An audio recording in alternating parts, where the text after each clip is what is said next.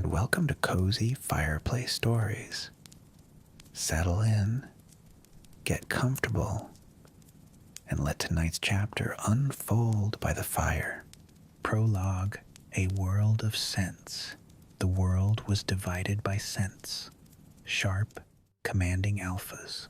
Warm, soothing omegas. Neutral, steady betas. That was the rhythm of life. The unspoken order of every crowd, every street, every family. Most people never thought about it. A marketplace smelled like spices, roasted meats, and faint alpha musk. A classroom hummed with beta calm and omega sweetness. Society carried on as if it was simple, ordinary. For little Nick, it was never simple. He had been born an omega rare enough, but rarer still, a male omega, the kind of birth that made midwives whisper and elders bow their heads as if in prayer. Generations had passed without one. When the doctor told his parents, his mother clutched him tighter and cried into his pale hair. His father stood like stone, unreadable, while his brothers puffed their little chests as if their baby sibling was already theirs to guard. Male omegas were called a myth, something not real. Little Nick's family, they only loved him fiercely. His mother still fussed when he left home. Little Nick, cover your neck. Don't let strange alphas scent you. His father's warnings were quieter, but heavier. People will want what you are. Be careful who you let close. And his brothers, they grew into shadows at his side, taller and louder, scaring away curious stares before they reached him. Even now, as a grown man, the whispers followed him. At the café where he worked, people lingered too long at the counter, caught by the cream of his skin, the white blonde hair that gleamed like snow beneath the lights. His scent was delicate, sweet spring honey and moonlit air, and no amount of soap or coffee beans could hide it. That was one of the reasons he worked at the cafe. The roasted beans, the sugar and butter from the bakery, it didn't mask his scent completely, but it dulled it, drowned it out just enough that strangers couldn't catch every note of him. His family all lived close. His 3 older brothers had built their homes on his parents' land, while little Nick stayed in the main house. His brothers had wives, children, busy lives. He had 2 nieces, 3 nephews, and love enough to fill a village. 2 of his brothers had been lucky enough to find their soul-bonded mates. His beta brother had married his childhood companion, a chosen match born of quiet devotion. Their lives seemed full, settled. Nikolai was in limbo. He told himself he didn't need a mate, didn't need destiny. Soul bonds were legends, stories told to children, and even if they were real, they weren't meant for him. Not when some people whispered he should not even exist. Not when others would use his body as a prize. His family's protection had always kept him safe, because there was one secret no one outside the family could ever know. Nikolai could conceive life. He could carry a child. His parents feared that knowledge would make him even more of a target, so they guarded it fiercely, never letting it leave the family walls, never even telling Nick himself.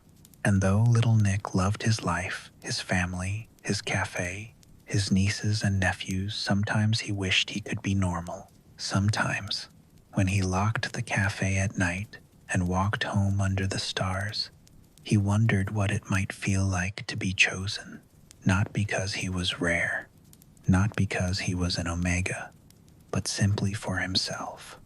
He always told himself it was a foolish dream. Soul bonds were fairy tales for someone like him. And yet, even as he shook the thought away, destiny was already on its way to him in polished shoes, carrying a scent that would unravel everything he thought he knew. Chapter 1. Little Nick. Nikolai. Morning came warm and gold, spilling through the cafe windows like honey. I unlocked the door, flipped the sign to open, and let the comforting chorus of sound and scent rise around me. Espresso hissed, trays clinked, butter and sugar bloomed from the ovens. Here, the roasted beans did me a small kindness. They softened the sweetness of my own scent until I felt almost ordinary. Little Nick, you're too early again, Ploy called from the kitchen, laughing. I like the quiet, I said, tying my apron. The machines behave better when I speak to them kindly. She snorted. Everything behaves better when you talk nicely to it. By the first rush, my hands were moving without thought. Wipe, pour, smile, stamp the loyalty card. Greet the office betas who smelled like paper and peppermint. The art students with paint-smeared sleeves and sugared mochas. The two older Omegas who always split a cinnamon roll and gossip. Safe, familiar, mine. I loved working here at the cafe. We were more than just coffee. We were a bakery too. From steaming mugs to warm donuts, sweet rolls to rich cakes, everything smelled like comfort. I even had a treat of my own. Nick's Comfort.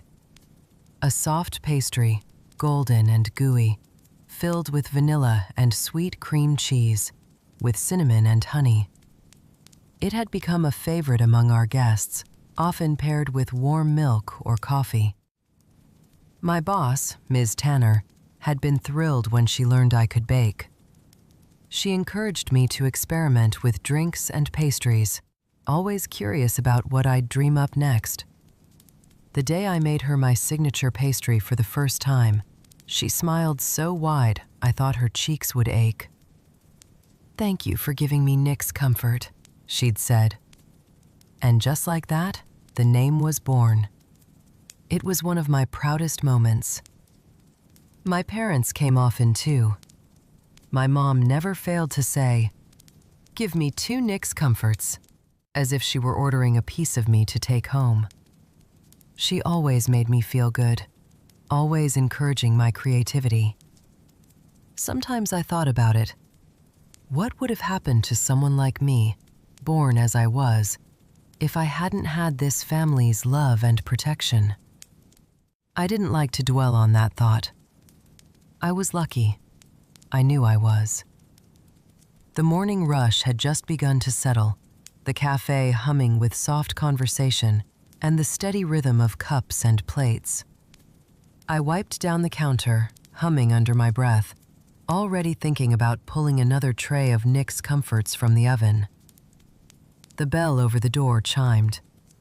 I looked up automatically, expecting one of our regulars, maybe the pair of students who always argued over croissants, or Mrs. Lurchai, who came for her cinnamon tea.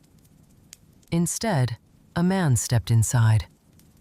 He was tall, his presence filling the doorway before he'd even taken another step. A crisp black suit, polished shoes, an aura that made heads turn without him saying a word. The kind of alpha who didn't need to announce himself. His scent, his posture, the sheer weight of him did it for him. The cafe seemed to pause. A few conversations faltered. Even the coffee machine hissed a little quieter, or maybe that was just my imagination. I swallowed, my hand tightening on the rag I held. The moment the alpha crossed the threshold, he froze. His body went rigid, shoulders stiffening. He scanned the room quickly, efficient, practiced. Then he drew in a long breath, deep and deliberate, eyes closing as his hands clenched at his sides. His expression shifted, startled, as if he'd caught something in the air that no one else could sense. His gaze swept across the cafe, the menu, the tables, the pastries in the case, before finally finding me. Just for a second, just long enough to steal my breath. I looked away first, my heart knocking hard against my ribs. But I could still feel him. His eyes didn't leave me, heavy and unrelenting, like his gaze could pierce straight through me.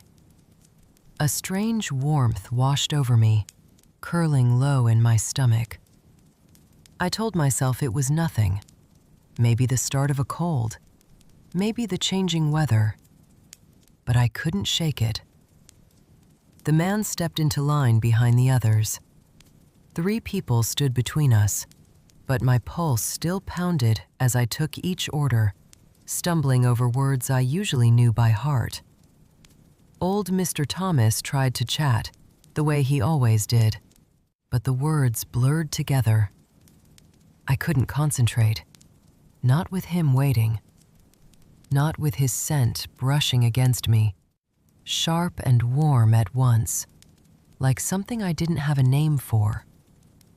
By the time he reached the front of the line, my heartbeat was wild. "Hello, sir.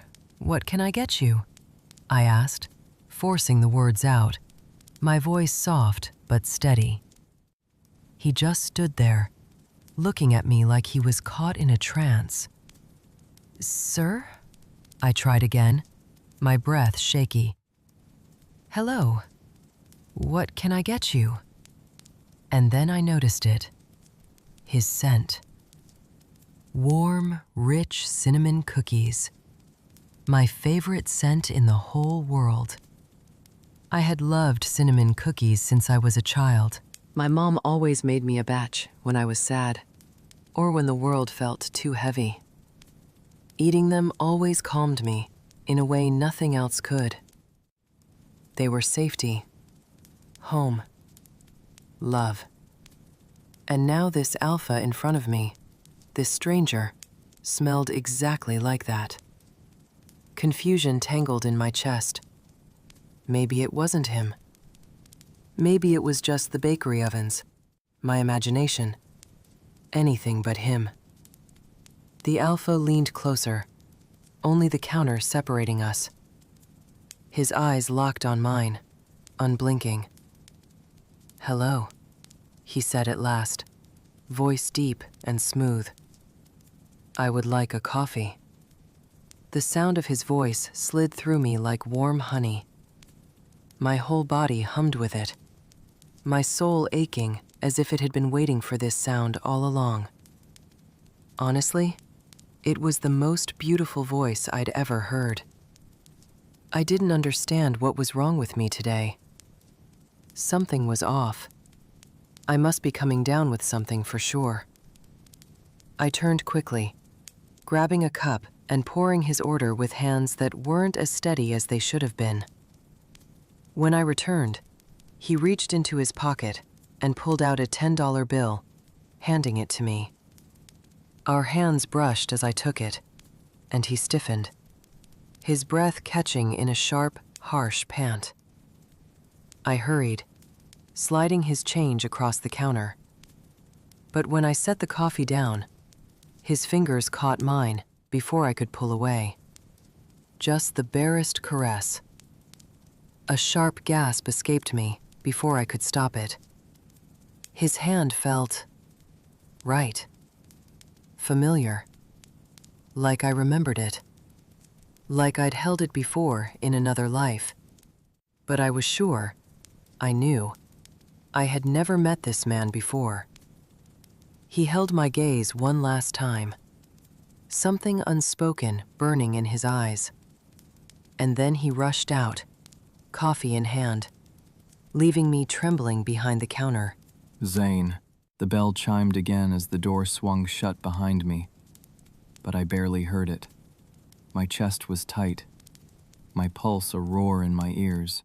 Coffee scalded against my palm, but even that heat couldn't ground me. I had found him, my soul bond, my Omega, not a story, not a myth, not something tucked away in dusty legends about two scents colliding, 2 lives snapping into place, real, breathing, standing behind a counter with flour-dusted fingers and a shy, startled gaze that had nearly brought me to my knees. And gods above, he was a boy, the most beautiful boy I had ever laid my eyes on. A male Omega, my Omega. Just saying the words sent shivers down my spine. I had to use every ounce of strength in me not to go back inside and claim him where he stood. I couldn't scare him. I couldn't trust myself right now. If I walked through those doors again, I would mark him then and there, right where he stood. I stumbled into the driver's seat of my car, slamming the door shut as if I could trap the world out. My breath came hard, unsteady, my hands clenched on the steering wheel, but I couldn't make myself start the engine. His scent clung to me, sweet, soft, warm cinnamon and honey, and it was all I could taste, all I could breathe. It threaded into my chest, through my blood, into every hollow place I hadn't realized was empty until now. Cinnamon, my favorite scent. It reminded me of childhood, of my mother's pastries. Every day after school, she'd have a warm, gooey cinnamon pastry waiting for me. It had always been my comfort, my safe place, and now my Omega smelled just like those warm, wonderful treats. My Omega. The thought almost made me laugh. Here I was, acting like he was mine already, as if I wouldn't have to work for him, prove myself to him, win his trust before he'd even think of being mine. He was rare, so rare that male Omegas had passed into legend. The most beautiful boy I had ever seen, and the truth? I had never been drawn to men. Only Omega women had ever caught my eye, and even then, not like this, never like this. I had spent years searching without meaning to. Years convincing myself I didn't believe in such things. That fate was for dreamers, not for men like me. But the moment my beautiful boy lifted his gorgeous eyes to mine, I knew. I would have known him anywhere, in any lifetime. My mate, my soul, my little Omega. I pressed the heel of my hand to my eyes, trying to steady myself. I couldn't go back in there. Not yet. The urge to claim him, to scent him, to fold him into my arms, until the world forgot he existed, it had nearly undone me already. He had looked confused, cheeks pink, voice trembling as he asked my order. He didn't know yet. He couldn't feel it the way I did. Not fully, but I did. Every bone, every breath, every thread of me screamed the truth. I had found him, and I would never let him go. Something primal in me screamed, my Omega. He was mine, and no one else's. But I couldn't storm in and take him. Not this small boy. Not my little Omega. If fate had chosen him for me, then I would prove worthy of him. I would move slowly, carefully. I would earn his trust, his laughter, his love piece by fragile piece. Because he wasn't just any Omega, he was my Omega. And from this day forward, I knew one truth with absolute certainty. I would spend the rest of my life making this beautiful boy mine. Thank you for listening to Cozy Fireplace Stories. If you enjoyed this chapter, like and subscribe so you don't miss the next one. Sleep sweet, and I'll meet you by the fire in the next chapter.